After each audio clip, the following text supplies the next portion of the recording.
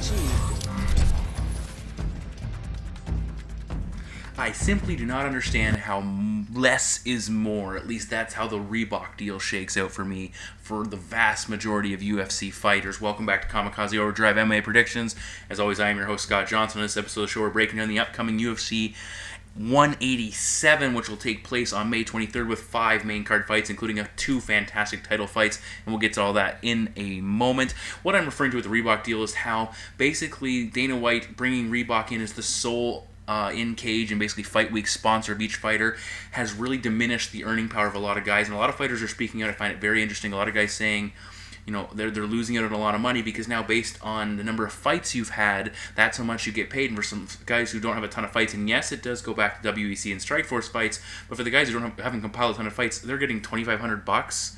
And it takes a little bit of time to escalate up into that upper echelon of fighter pay, where before they could go out, pick up some serious, not fighter pay, but sorry, sponsorship pay. They go out and pick up some good sponsors and really, you know, build a nice add-on to what they're getting paid to fight as far as what the sponsors are concerned. What I would have liked to have seen them done is, yes, you want to make Reebok the central focus of your UFC, you know, apparel and what the fighters wear in the cage, make them your number one sponsor and have this pay scale, but leave them room to go out and get more. Maybe make 2 spots, maybe 4 spots or 3 spots for them to put ads on their shorts. Maybe 1 shirt, they have to wear, or 1 hat, they have to wear something Reebok still in their walkout clothes. Maybe on the poster, the banner they hold behind, they have to have Reebok. They can have 3 other spots. You know, that gives them the opportunity to bring in 6 or 7 other sponsors. Sponsors start paying more because they know there's not as many spots out there, and then it works for the fighters in that situation. I don't know, but again, Dana White, we have to make it right when some fighters lash out. I think we're going to find out. You might see guys move over to Bellator in an effort to procure those extra sponsor dollars they can't get the UFC. But again, we'll see how it all plays out as over the next year or 2. Also, coming off that the previous show where I bitched and complained and was very angry with my performance and the backlash I got, thank you very much to all the supporters and all the people who send me emails and messages. It's greatly appreciated, and I get to lash out once in a while, but I always appreciate when I hear those people sending me all those positive thoughts. So once again, thank you very much, guys. And I'm coming off a pretty good UFC Fight Night 66 event. I went 8-4. My number 1 parlay, I said in the bet pack it was going to win, and it did win. I had Neil Magny, John Tuck, and Cajun Johnson in a 3-purse fighter parlay, which paid over 66 units, so that was a pretty solid parlay. And I had a couple nice upsets. Felipe Nova pulled off kind of a questionable one.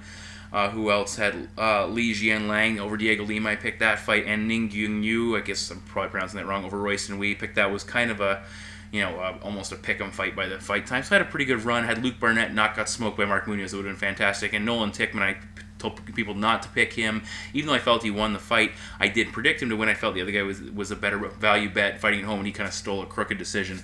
Either way, we've got 5 fantastic main card fights. Let's get to that first one. We're kicking things off in the UFC's flyweight division as the number 2 ranked Joseph Benavidez, 21-4-0, takes on the number 5 ranked John Moraga with a current record of 16 wins and 3 losses. Now, both guys are former title challengers. Benavidez actually had 2 shots at Demetrius Johnson, one in the inaugural flyweight title fight and the second one in a rematch where he was knocked out, and I don't see the 3rd shot coming anytime soon for Moraga.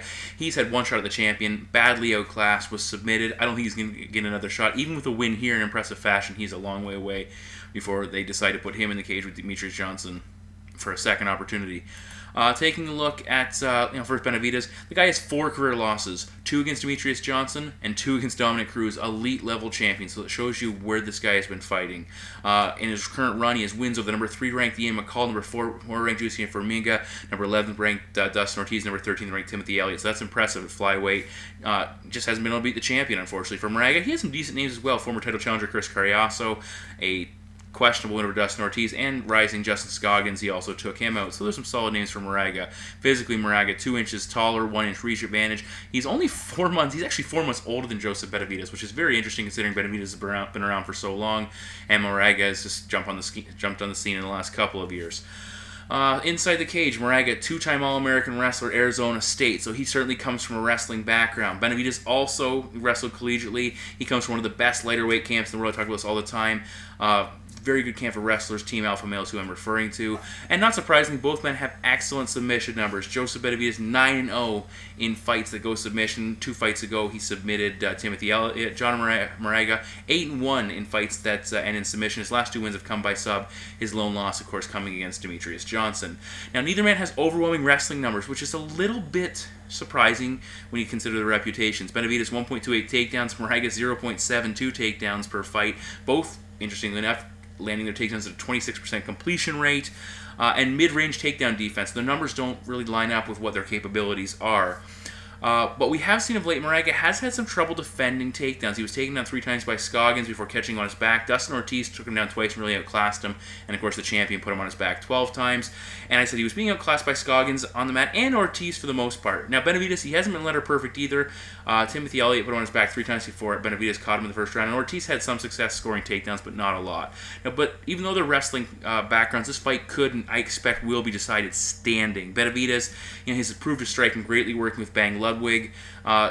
He has a noteworthy advantage in knockouts with 6 overall. His power looks to be better. Moraga just 2 knockouts. And exchange rate, he's a positive 1.04 more than his opponents, while Moraga actually gets hit at a clip of negative 0.19. So just a little bit more his opponents are hitting him. Again, a product of what Demetrius Johnson has done. But keep in mind, Benavidez has fought him twice. You look at Joseph Benavidez' last fight, outlanded his opponent 94-37. That's pretty impressive. He's rarely outworked. The power he had against Ian McCall really backed him off and took Ian's speed out of the equation. Moraga did look better in his last fight, but keep in mind it was against a debuting fighter, and he has struggled at times with output. He relies too much on countering, and that'll let Benavidez be the aggressor, allow him to dictate the pace, and really let him get those shots off with that power. I think Joseph Benavidez is going to control the striking exchanges. He will have the option to look for takedowns. Of the 2 of them, I think he'll have more success with his wrestling if he wants to. Moraga lost to Demetrius Johnson, got knocked out by John Dodson. Now he's facing the 3rd of the big 3 in the division. I think he was finished by those 2 both times, and my prediction is Joseph Benavidez to defeat John Moraga. I got Benavidez by TKO.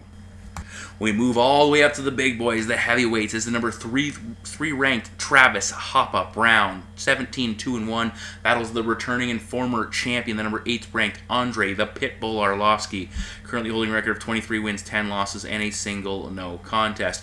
Now, this fight has major title implications, which a couple of years ago, including Andrei Arlovski in that statement with major UFC title implications, was ludicrous, but certainly he has got himself back in the mix. The winner tosses their hat in with the likes of Stipe Miocic for a next shot at the title after Verdum and Cain Velasquez settled their differences. Now what you have here is old school versus new school. You've got Travis Browne. He's looking to rebuild his case for a shot that he lost when he lost to Fabricio Verdum. For Arlovski, he wants an opportunity to get that title back that he had a number of years ago and many felt he was going to hold for a long time. Now, interesting to note, these guys were training partners at Greg Jackson's. Andrei Arlovski is still there. Browne has left. So Andrei Arlovski and his camp will have some insight that normal opponents won't have. They will be able to use to their advantage coming into this matchup.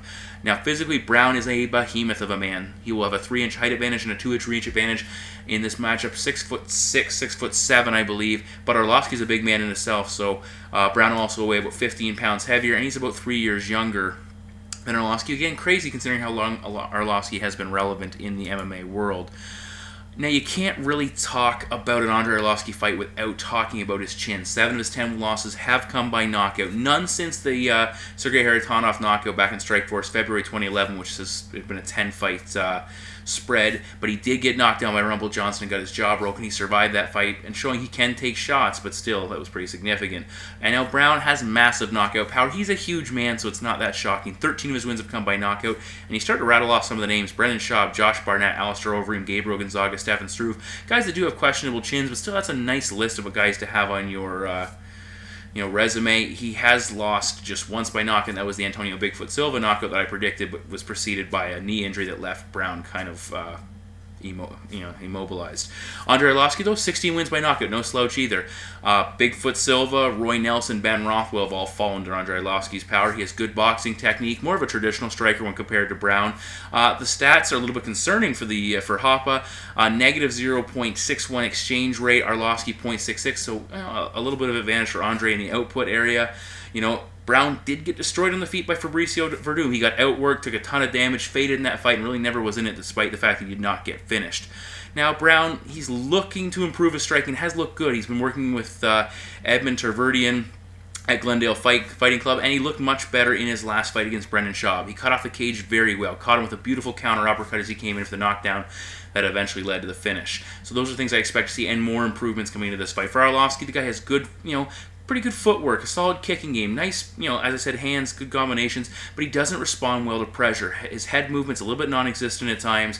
Against Bigfoot, he was moving forward and getting caught in the clinch and tagged with some shots in close prior to scoring the knockdown.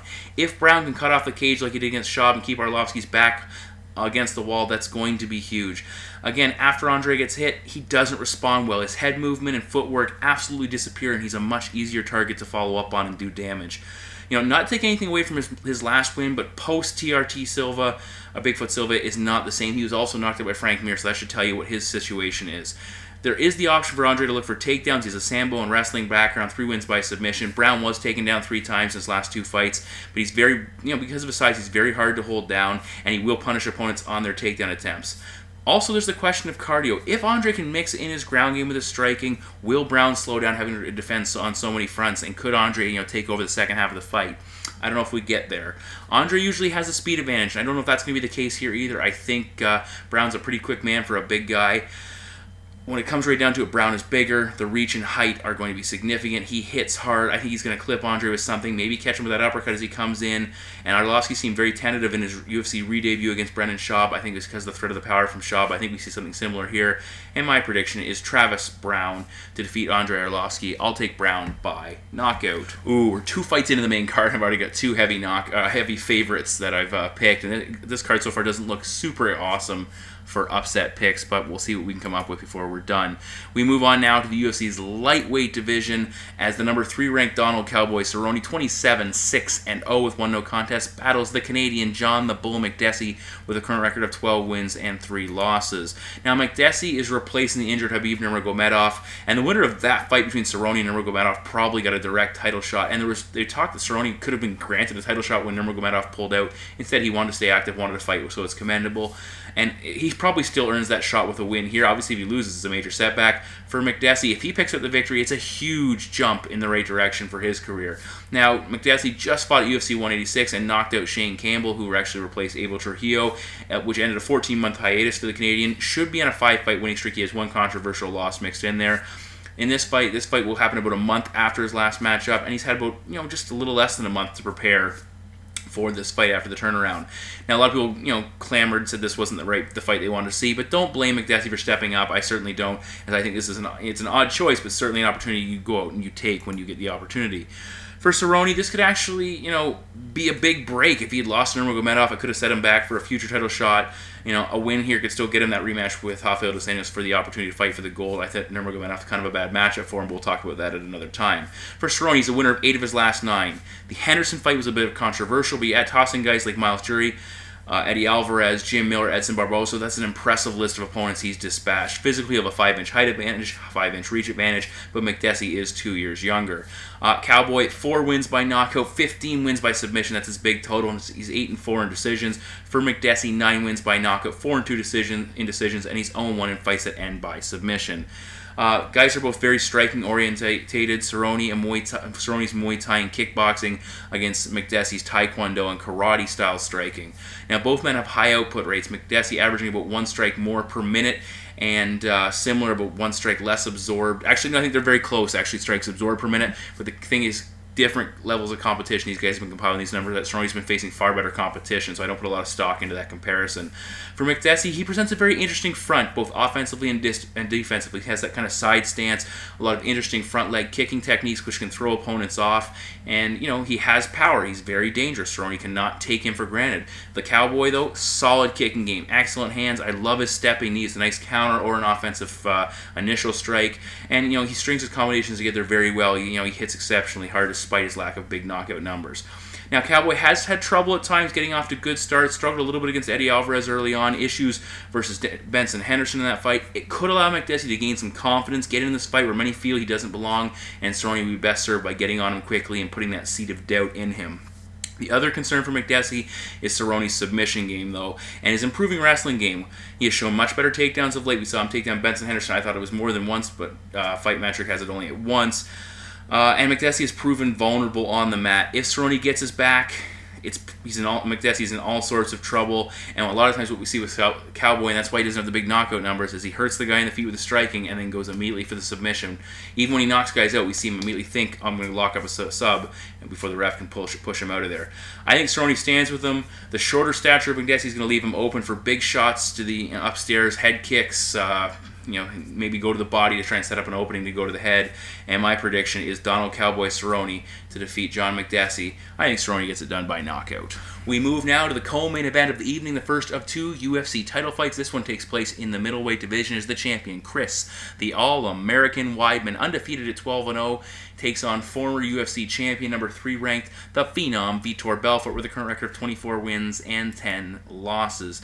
This is a fight a long time coming. It's been rescheduled multiple times. Originally set for December 2014 at UFC 181, then pushed back to February 28, 2015 at UFC 184. Both times Weidman pulled out due to injury, and now we finally, and I say finally, we're a couple days away. You never know though, knock on wood, this fight appears to be set and ready to go. Now, Belfort, keep in mind, has not fought since November 9th, 2013. He's coming off an 18-month layoff. That is significant. We'll talk about that in a moment. Belfort, his only losses, though, in his last 12 matchups have come against John Jones for the UFC light heavyweight title and Anderson Silva for the UFC middleweight title. That's how impressive this man has been. He's been on a huge run of late, and coming into this fight, he has a lot of momentum, even with the layoff. But keep in mind, this is his first fight without testosterone replacement therapy, and that's something we have to keep in mind here. How will that impact his performance? There's been a lot of questions about how he looks physically in the media.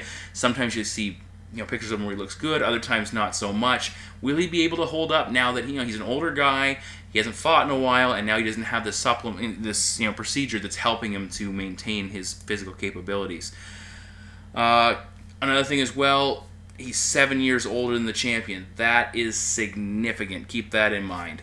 Weidman's second fight since the Anderson Silva saga, coming off a big win over Lyoto Machida. I say he's officially moved on from Anderson Silva. He's shown he can defend his title against somebody not named Anderson.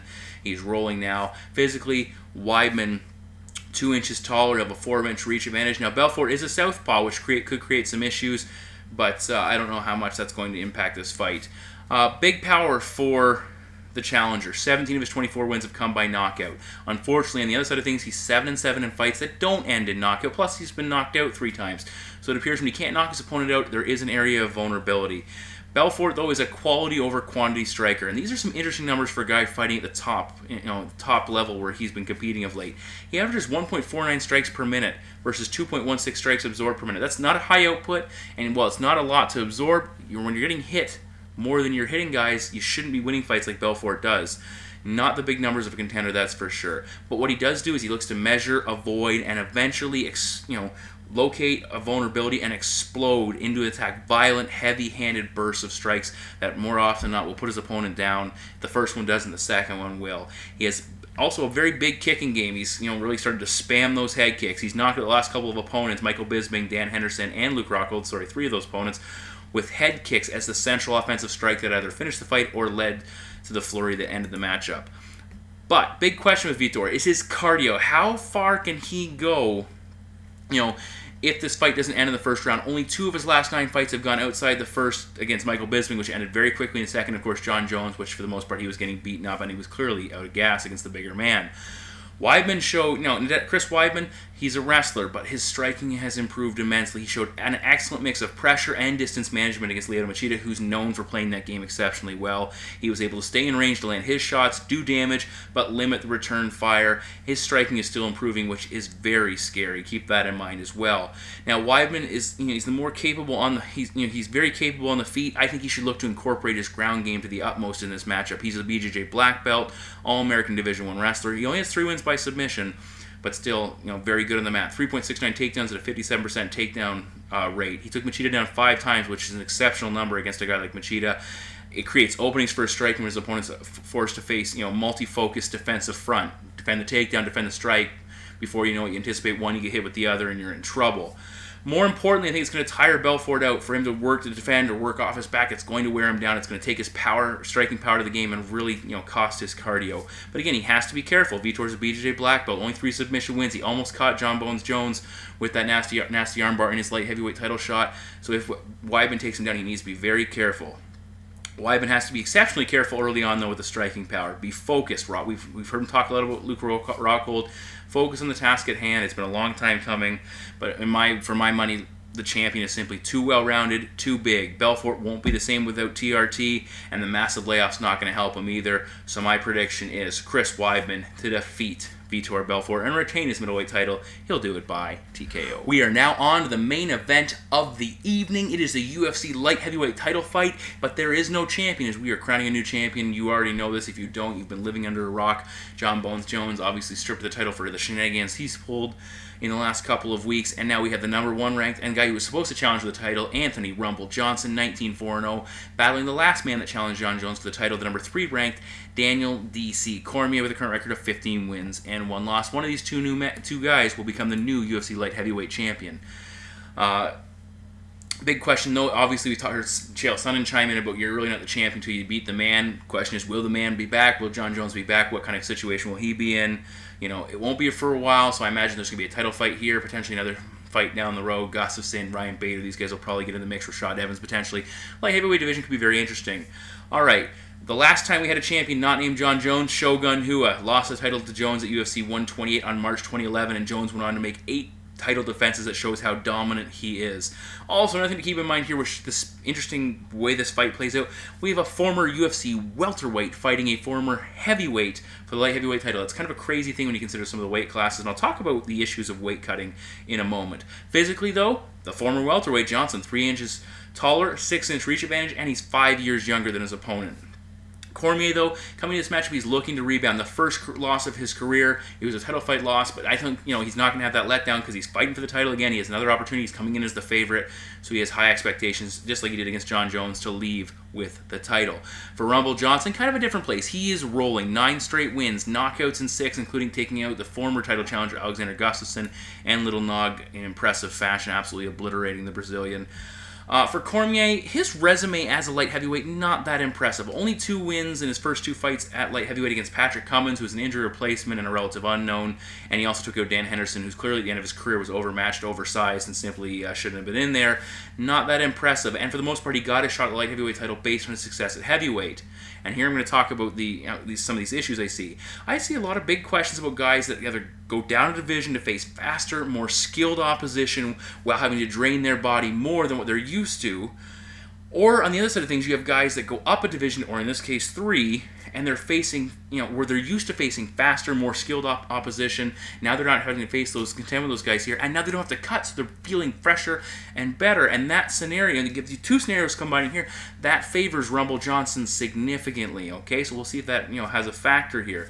Now, talking about what they're capable of, Johnson has unreal power. He's probably the scariest striker in the light heavyweight division, potentially in the entire UFC.